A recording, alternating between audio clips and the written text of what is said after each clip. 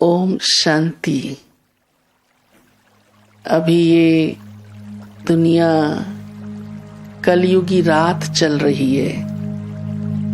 दुनिया वाले नहीं जानते, ये तो समझते हैं कलयुग है, परंतु ये कलयुग घोर रात के समान है।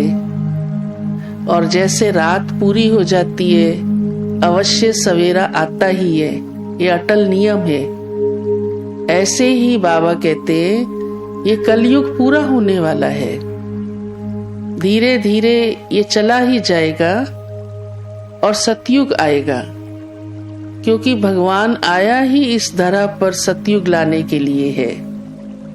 तो बाबा ने आज कहा है कि आपकी यात्रा ऐसी इतनी लंबी है, परंतु ये अब सहज ही पूरी होने वाली है। बस थोड़ा समय है। यूं तो वैसे लंबी नहीं है सारे कल्प को देखें, परंतु क्योंकि ये कंटिन्यू चल रही है, इसको कोई ब्रेक देने की जरूरत नहीं है। जब तक जीना है, जब तक श्वास है, बाबा को याद करते रहना है। और याद करते करते रात पूरी हो जाएगी और सवेरा हो जाएगा। वैसे भी हद की रात भी कई बार देखो हम जागते हैं, कितना अच्छा लगता है। उसी की यादगार भक्ति में कीर्तन आदि करते हैं, रात बीत जाती फटाफट, पता ही नहीं चलता। तो हमारा तो ये सारा जन्म ही बाबा की याद में है, चलते फिरते उठते बैठते। कब ये कलयुग पूरा हो जाएगा, सहज पार कर लेंगे। आज बाबा ने एक बहुत बढ़िया हंसी की बात भी कही है। बाबा ने कहा है कि स्वर्ग में जाने की इच्छा होती है, हम तो स्वर्ग में जाने की तैयारी कर रहे हैं, लेकिन कोई कोई सोचते हैं कि आप स्वर्ग में जाने का लोभ क्यों रखते हो, ये भी तो एक लोभ और इच्छा है। तो बाबा ने आज उसका बड़ा अच्छा उत्तर दिया है कि ये कोई लोभ और इच्छा नहीं है, क्योंकि भगवान सुख का दाता है और भगवान ने दुनिया ही ऐसी बनाई थी सुख की। नहीं, उसी का नाम स्वर्ग है, स्वर्ग कुछ और नहीं है। इस धरती पर ही सुख समृद्धि होगी।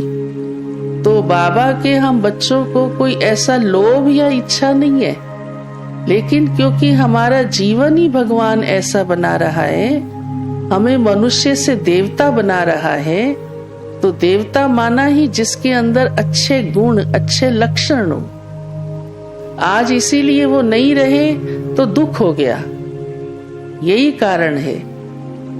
बाबा कहते हैं कोई कोई को ये भी रहता है अच्छा साक्षात्कार हो जाए, जाए ना जाए वो तो बाद की बात है, पर उसकी भी बाबा कहते हैं आपको तो इच्छा नहीं है, ये भी इच्छा नहीं रखनी है, क्योंकि क्या जरूरत है इसकी। और अब इस समय हम जो पढ़ाई पढ़ रहे हैं उससे आत्मा तैयार हो जाएगी, परफेक्ट बन जाएगी, अच्छे लक्षण देवताओं वाले आ जाएंगे तो जन्म ही ऐसा मिलेगा, तो ज्यादा सोचने की वैसे भी जरूरत नहीं है। तो बाबा ने आज इसलिए स्वर्ग की इतनी अच्छी बात ये कही है कि ये कोई लोभ, इच्छा या कोई ऐसे संकल्प सोचने की या साक्षात्कार करने की ऐसी बातों की आवश्यकता ही नहीं है।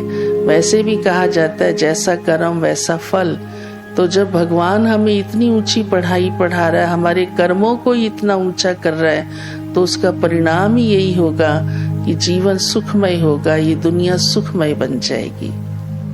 फिर बाबा कहते हैं बाप के साथ सच्चा सच्चा लव रखो, और बाबा ने जो दिया है वो सबको दो। आजकल बाबा बार बार ये बात हम बच्चों को कह रहे हैं, ताकि अन्यों का भाग्य भी बन जाए और जो देवता कुल की आत्माएं हैं वो निकल आएंगी। लेकिन साथ साथ बाबा कहते हैं कि बाबा की ही महिमा करो। ऐसे नहीं हम ज्ञान सुनाए तो सोचे कि बस मैं बहुत होशियार हूँ, पर ये दिया किसने ज्ञान, देने वाला कौन है? दाता तो बाबा है ना, उसका दिया हुआ ही हम बांट रहे हैं। इसलिए जब भी किसी को कुछ सुनाते हैं तो पहले बाबा की महिमा करनी है, और सुनाते हुए भी बाबा ने ये कहा, बाबा ने ये कहा, तो हमारी भी बुद्धि बाबा के साथ रहेगी और दूसरे को भी भगवान की तरफ बुद्धि जाएगी।